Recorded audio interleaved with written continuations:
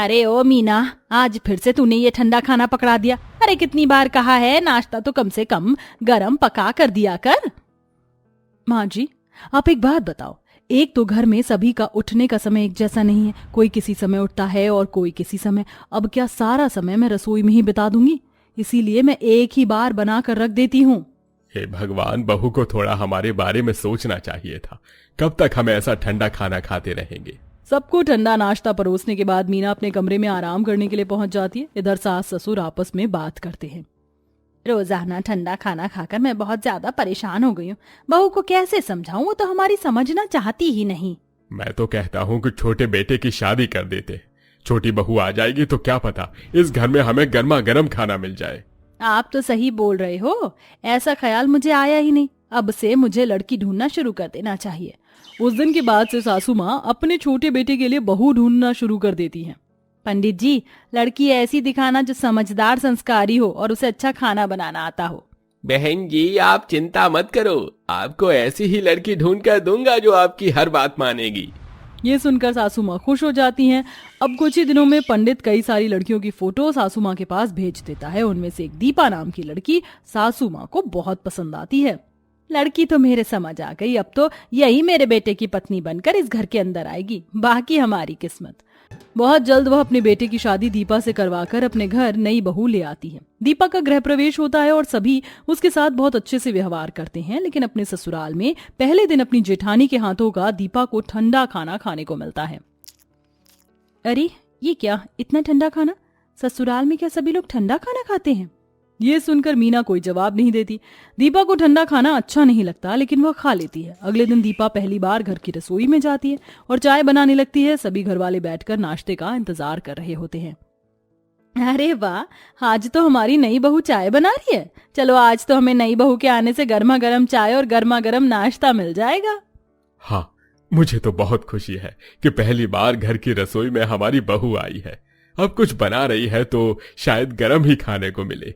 ठंडा खाना खाकर तो मैं बहुत ज्यादा बोर हो चुका हूँ, अब थोड़ा बहुत गर्म खाने को मिलेगा। तभी रसोई से ये सब सुनकर दीपा आवाज लगाकर हंसते हुए कहती है, हाँ पिताजी, माँ जी, आप सबको गर्मा गर्म चाय दूंगी, आप चिंता मत कीजिए। दीपा की इस आवाज से सब लोग हंस पड़ते हैं।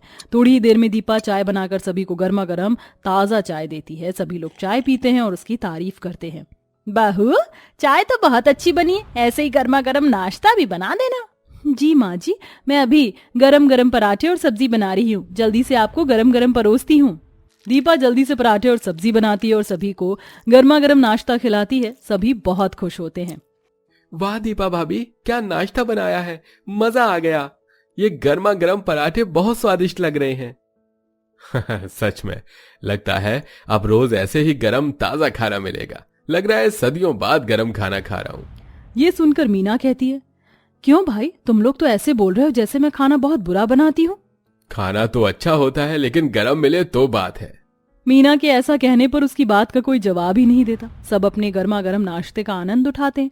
ऐसे ही कुछ घंटे में दोपहर का समय हो जाता है। मीना पहले से ही खाना बना चुकी थी और खाना फ्रिज में रख रही थी। उसके चेहरे से उसके चिड़चिड़ेपन का आभास हो रहा था। इतनी मेहनत करने की क्या जरूरत है, खाना एक बार बनाओ और सबको खिला दो, बार बार गर्म करने से क्या फायदा। दोपहर में जब सभी खाना मांगते हैं तो मीना सभी के लिए ठंडा खाना निकाल कर परोसती है। मीना, ये खाना तो ठंडा है, गरम क्यों नहीं किया? माँ जी, खाना ताजा ही बनाया था, बस थोड़ा ठंडा हो गया, खा लीजिए, कोई फर्क नहीं पड़ता, जाना तो पेट में ही है। ठंडा खाना खाने में मजा नहीं आता मीना, कितनी बार बोला है खाना गरम करके दिया करो। इतनी मेहनत करके गर्म खाना बनाना मेरे बस की बात नहीं है। खाना खाना है तो खाओ, वरना मत खाओ। इस तरह मीना किसी के बारे में सोचती ही नहीं। वह अपनी मनमर्जी से कभी भी खाना बनाकर फ्रिज में लगा देती है और जब वो ठंडा हो जाए तो ससुराल वालों को परोसती है, जो किसी को पसंद आता ही नहीं। ऐसे ही पूरा दिन बीत जाता है और अगले दिन सुबह दीपा फिर से चाय बनाती है। सब लोग बैठकर इंतजार कर रहे थे। दीपा सबको गर्मा गर्म चाय और नाश्ता देती है।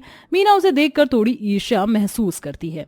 आज फिर से गर्मा गर्म नाश्ता मिल रहा है। वाह दीपा भाभी, तुमने तो कमाल कर दिया। मीना भाभी, तुम्हें भी दीपा से सीखना चाहिए। हर समय गर्म खाना बनाना इतना आसान नहीं है।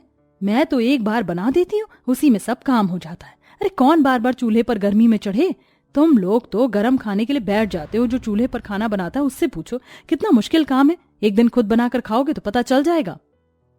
मीना की जुबान के आगे कोई कुछ कह ही नहीं पाता। ऐसे ही रात हो जाती है और मीना पहले ही खाना बनाकर रख देती है। सभी के खाने की टेबल पर आने के बाद मीना फिर से ठंडा खाना निकाल कर सबको देती है। सभी घर वाले थोड़े नाखुश होते हैं। वो ठंडा खाना खाते हैं लेकिन मन ही मन उन्हें खाने की इच्छा नहीं होती। मीना ने फिर से ठंडा खाना परोस दिया। दीपा तो हर बार गर्मा गर्म खाना बनाती है। पता नहीं मीना के अंदर का आलस कब खत्म होगा। काश कि ये खाना दीपा बहू के हाथों जैसा गरम गरम होता तो इसे खाने का मजा ही कुछ और होता। लेकिन मीना बहू को चाहे कोई कितनी बार भी बोल ले, उसे तो ठंडा खाना ही बनाकर देना है। सभी नाखुश होकर खाना खा रहे होते हैं। उनके चेहरे पर कोई खुशी नहीं होती। मीना को ये देखकर सब समझ आ जाता है, जिसके बाद वह अपने मन में सोचती है, इतनी बार गरम खाना बनाना आसान नहीं होता। इन लोगों के समझ क्यों नहीं आता। मीना मुंह बनाकर अपने कमरे में चली जाती है। अगले दिन फिर से दीपा गर्मा गर्म खाना बनाती है और सबको परोसती है। सभी लोग खुश होकर खाना खाते हैं। मीना ये देखकर मन ही मन शर्मिंदा होती है। शायद मैं ही गलत कर रही हूँ। मुझे भी गर्म खाना बनाकर सबको खिलाना चाहिए। गर्म खाना खाकर सब बहुत खुश हो जाते हैं। सबके चेहरे पर एक अलग खुशी होती है। लेकिन जब मैं ठंडा खाना परोस कर देती हूँ तो कोई मन से खाता ही नहीं। ज्यादातर तो मेरे ठंडे खाने से सब लोग भूखे पेट ही उठ जाते हैं। ऐसा सोचने के बाद वह दिन मीना का अफसोस करते हुए ही गुजर जाता है। अगले दिन मीना जल्दी उठती है और खुद गर्मा गर्म खाना बनाती है। वो सबको खाना परोसती है। अरे मीना, आज तुमने गर्मा गर्म खाना बनाया? हाँ माँ जी, मैंने सोचा कि आप सबको गर्म खाना खिलाऊं ताकि आप लोग खुश रहें। बहुत बढ़िया मीना, अब मजा आ गया। तुम्हारे हाथों का खाना स्वादिष्ट बहुत होता है, लेकिन ठंडा होने की वजह से हमें पसंद नहीं आता। लेकिन आज ये गरम खाना बहुत स्वादिष्ट लग रहा है। भाभी, अब समझ आया कि गरम खाना ही सबसे अच्छा होता है। दीपा, तुम्हारी वजह से मुझे एहसास हुआ कि गर्म खाना खिलाने से परिवार में प्यार और खुशी बढ़ती है। अगर तुम ना होती तो शायद ये एहसास मुझे कभी ना होता। कोई बात नहीं भाभी, हम सभी को मिलकर परिवार को खुश रखना चाहिए। यही हमारा सबसे बड़ा मकसद है। सही कहा दीपा, तुम्हारी वजह से मुझे इसकी समझ आई, वरना शायद मैं ये कभी समझ ही नहीं पाती कि परिवार की खुशी में ही अपनी खुशी होती है। तुम्हारा बहुत बहुत शुक्रिया कि तुम अपने काम में कायम रही और मुझे इसी से अपनी गलती का एहसास हो गया। चलो, अब तो दोनों बहू रोजाना हमें गर्मा गर्म खाना बनाकर खिलाया करेंगी। फिर तो हम रोजाना गर्म खाना खाकर बहुत खुश होया करेंगे। सही बोल रहे हो, अब रोजाना खाने खाने में बहुत मजा आएगा। सास ससुर की बातों से पूरा परिवार खिल उठता है। अब दोनों देवरानी और जेठानी मिलकर हर दिन गर्मा गर्म खाना बनाती हैं और सभी को खुशी खुशी खिलाती हैं। घर में खुशी और शांति बनी रहती है। ये देखकर एक दिन सासू माँ अपनी दोनों बहू से कहती है, अब तो हमारा घर पूरा हो गया है। दीपा और मीना, तुम दोनों ने परिवार को एक साथ बांध रखा है। आगे भी ऐसे ही एकता बनाए रखना।